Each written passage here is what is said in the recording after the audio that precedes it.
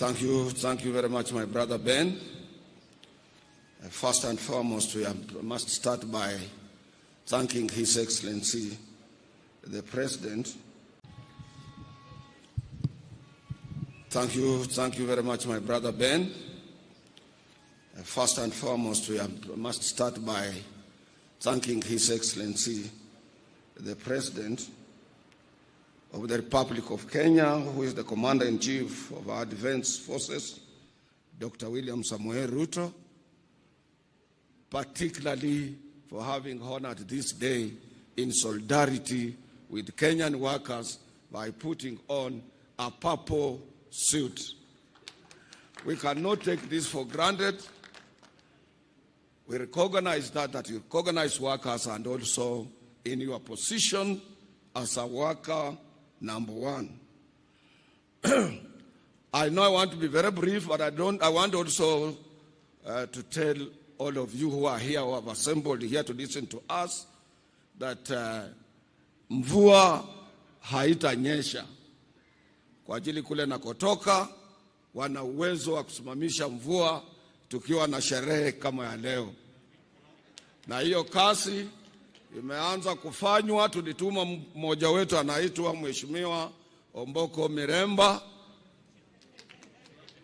kwa ajili grandfathers wake ndio huwa wanasimamisha hii mvua kutoka kule sehemu za nyumbani. Na nataka kumshukuru Mheshimiwa Omboko Miremba, who is also the chairman of KUPPET, for the good work you have done, and it will not rain. I want to recognize our Deputy President, Honorable Rigathi Gachagua, who came here earlier and who has been supportive to workers' cause, and also recognize Governor Sakaja. Wengi wenu mnajua wakati wa Labor Days, mimi niliwauliza huyo kijana mnipatie Mheshimiwa Sakaja, and you did a good job, mkamfanya senator wa Nairobi. Sakaja grew up with my children. Sakaja has been part of my family, and that is why. And we are not saying that the performance vis-a-vis his position might not be satisfactory, but we must develop channels such as the one I've developed, and I communicate to him on issues of informal sector in Nairobi and what is happening and how we can make our city to be beautiful without really throwing stones at him. I want to recognize my cabinet secretary, who is also a former labor leader from the Union of KUPPET, Sister Florence Bore, who has been with us, who has worked closely with us, who has opened her offices for all labor leaders in this country. And I want to thank you, Mama. Those cabinet secretaries who might be around here with us, we recognize you. Our principal secretary, Minister of Labor, Social Protection, State Department for Labor, Honorable Shadrach Mwangola Mwadime, the Principal Secretary, Minister of Labor and Social Protection, State Department for Social Protection and Senior Citizen Affairs, Honorable Joseph Mogosi Motari. Other Principal Secretaries present, my twin sister, Executive Director of Federation of Kenya Employers, Sister Chaglin Mugo, the Honorable Member of Parliament for this area, the young man Felix Jalango, is very much known as Jalas.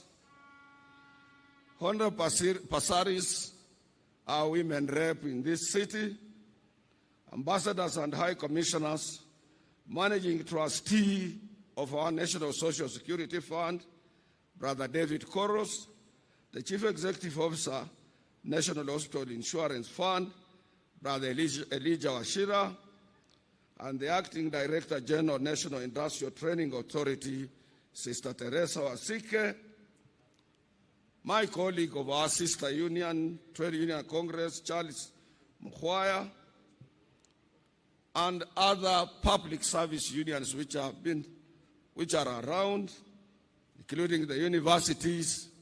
I was impressed to see your floats and other dignitaries that are present, brothers and sisters.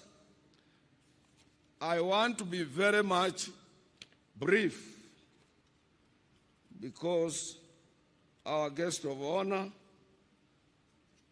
is a person of several engagements in a day, and we cannot afford to keep him here for a longer time. Na nataka munisikize kidogo. Sijui kama anasikia hii, nasema nasitaka asikie. Kabla sijamuomba, nataka kwanza ni recognize yale mazuri ametufanyia, ndio roho yake irudi chini sana, aelewe sisi kama wafanyikazi tuko wapi. First and foremost, Your Excellency, I want to take this opportunity to thank you for honoring our invitation to be our chief guest today on this, our 59th Labor Day celebrations, under the theme of the work you are doing, that Kenyan workers stand for advanced information technology training to drive our digital economy. Your Excellency, that's where the world is going. The world is going digital, and that is why our executive board decided that theme. Let me also thank you, Your Excellency, for assembling, that was a day before yesterday, assembling over 21 heads of government, including 14 presidents, during the International Development Association Summit in Nairobi. Your Excellency, I want to remind you, since I've been around for some time, that the only president who used to assemble a such magnitude number of heads of state, particularly from Africa and abroad, was the founding father of this nation, Mzee Jomo Kenyatta. And he went further to invite the different heads of the international institutions, including World Bank. As workers, we don't take it for granted. We want to echo your efforts because you are selling this country. You are coming out in a clear way to indicate to the whole world that we are able, we can host, and we can also engage those who are coming here, and also plant a sense of direction into the leadership of this continent. Once again, Your Excellency, I want to echo your continued support to workers' invite. Since you took over as our head of state, one, you gave all of us a hearing. That was the trade union delegation, which was at State House with you on 14th of February last year, followed by presiding over our last year's Labor Day. We want to thank you, Your Excellency. We can't take it for granted. And after that, honoring the invite of the International Labour Organization Director General, Gilbert Humbo, for taking your own time to go to Switzerland, Geneva, to address more than 5,000 tripartite delegates in that conference. That shows how much you respect and you honor working men and women across the globe. And that, to us, was a plus, because since independence, no any head of state of our Republic, Kenya, has had an opportunity to address the International Labour Conference. Your Excellency, you also didn't stop there. Last year, on 28th of November, you officiated and you presided over the opening of the International Trade Union Confederation at Safari Park, African region, which attracted all trade unions from all over the world. And in that conference, Your Excellency, you remember I whispered to you that here we have almost 1,000 delegates. And how will we be able, as a single center, trade union center, to manage settling even the bills of our hotels. And I reminded you, I told you in other countries where we have been, government have handicap come in to make sure that they assist the labor movement in this area. Your Excellency, we want to thank you. You didn't hesitate. Within no matter of few days, you send us 10 million Kenya shillings to assist us in offsetting the bill at Safari Park Hotel. We want to thank you for that good work. Your Excellency, the other thing we remind people today, I want my brothers and sisters to listen carefully, because some of our people cannot be able to differentiate a trade union with a SACCO or savings and cooperative societies that we have. Trade union is a pressure group, just like Sister Jacqueline has said, that employers' organization, trade union, and government through the Ministry of Labor, these are the cardinal engine, particularly the center of economic growth in any given country. And it does not require hoppers, it does not require people to hawk in. It has enormous industrial relations machinery established for all of us to follow. When I hear some people coming out with some suggestions that are irrelevant, unacceptable, and not in tune with the dance that is on the platform currently, Your Excellency, we must always remember that Africa, Asia, and Latin America, we attained our independence through the struggle of the trade union movement, including this our country. In Kenya, we will always remember and forever celebrate our founding father of this nation, Mzee Jomo Kenyatta, who was part of the local government workers union, now the county government workers union. We must remember our several brothers from the Asian community. One of them was Makan Singh, who championed for registration of the trade union in this country and in East Africa. Followed by Cheke Kibachia, Agre Minya, Thomas Joseph Mboya, Fred Kubai, Vicky Wachira. Vicky Wachira was very militant, a young man in Nairobi. And Ratibu Hussein from Kibera, he was also a young man who fought closely with the labor movement for us to attain independence. We had Pio Gama Pinto, we had Ocholo Gaima Kanyengo, we had Martin Shikuku, Clement Lubembe, and Dennis Akuma, among others. These were all labor leaders before independence, including Fred Kubai. And across Africa, Your Excellency, trade unionists who spearheaded their countries to independence were John Tetiga of Ghana, Ahmed Tilil of Tunisia, Paul Humphrey Luanda of Uganda, Rashid Kawawa of Tanzania, Abdoulaye Diallo of Guinea-Conakry, Demba Diop of Mali, as well as Cyril Ramaphosa, the current president of South Africa. These are the gallants, fearless fighters, people who set us free from the labor movement. And we must remember them. We must have their history. They were not people who had been appointed by government on various positions and they want to pretend to be labor leaders. Shanti son. And Your Excellency, today's trade union movement has changed from agitation to scientific dialogue. That is why you don't hear us on newspapers. That is why you don't hear us fighting. We are busy with the employers in boardrooms, negotiating for good terms and conditions of service of our members. And Jacqueline is here. She can bear me a witness. In my own union this year, I signed more than 44 CBAs to cushion workers from the cost of living. And some say, Atwoli, yeah, amekaa tu pale, hii mzee. Ni mzee wa ujuzi, mzee wa kisasa.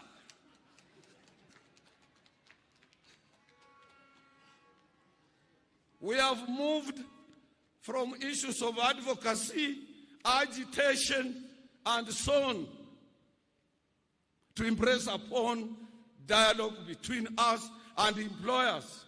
And Your Excellency, nowadays, because of digital economy, e-commerce, or platform economy as it is known, we research through our Kotu Education and Economic Research Department to any enterprise before we engage employer.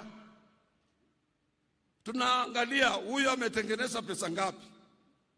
Na ile ya juu ndio tunakuja kumwambia bwana, wewe kampuni yako imetengeneza pesa hii umenunua gari, hii umefanya hii umefanya hii pesa fulani, zingine umepeleka Dubai, zingine umepeleka Ulaya, na hizi zimebaki ndio sisi tunataka tugawanyane na wafanyikazi.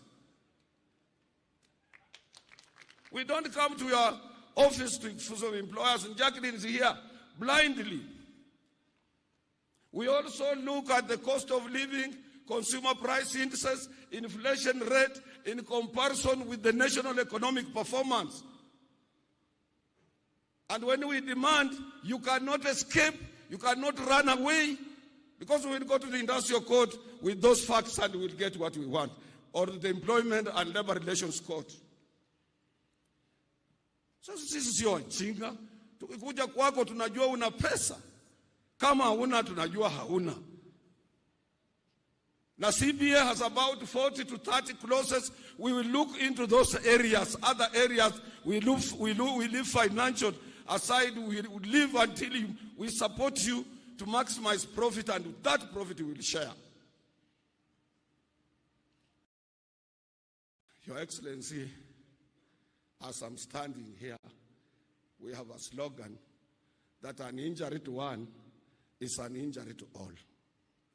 Sister Jacqueline alishikia kidogo hali ya madaktari wetu, clinical officers. Saa ingine usiku hatulali, Your Excellency. Tukisema tutafuta njia gani mwafaka, which route, because you managed us. On 6th of March, wakati ulitangaza serikali haina pesa, you rendered Kotu impotent, you rendered FK impotent, you rendered your Minister of Labor impotent, you rendered that committee that you had set out where my deputy was impotent, because as a worker number one, when you take over a dispute, we cannot contradict you. We can't. We have no leeway in any machinery to contradict the head of state. And we must look for channels. Pale unakaa, Your Excellency, sio rahisi kufika. Ndani wewe ulikuwa free, zamani ulikuwa unakuja kwa nyumba yangu nyumbani, unajua familia yangu, ukitengeneza chama chako cha URP, ilikuwa mtu tu unaweza kutana na yeye kwa njia, unakula na yeye mahindi. Little did we know, even we people who are in Azimio, utatoka nyuma upite kwa sisi namna hivyo na uwe president. So that position kukufikia sio rahisi. But I know on each and every issue you have an answer. Hiyo tunakuachia, Your Excellency. Jacqueline Muga amesema tunakuachia. And I know you are able minister. We have been in touch all the time, even the Minister of Health. Hii mambo yote tunawachia wewe. We are all your children. We are all, and we respect you. And you move faster. So Your Excellency,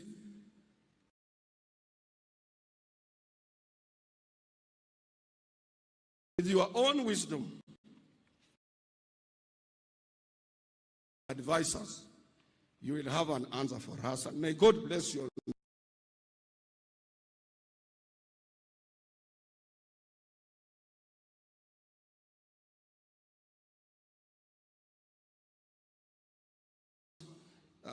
As it is known now in the circle of International Labour Organization as platform economy, and also in other areas it is known as smart economy. Because smart, we use smart gadgets, we use smart you are making to make sure that you establish information technology centers in the whole of the Republic to make sure that our young men and women are versed with what is going to be there in future. That is where the world is going, where people will be able to earn from where they are living, from Karachuonyo, from Huisero, where I come from, and from sana. Na mtatembea kwa spidi kidogo kwa sababu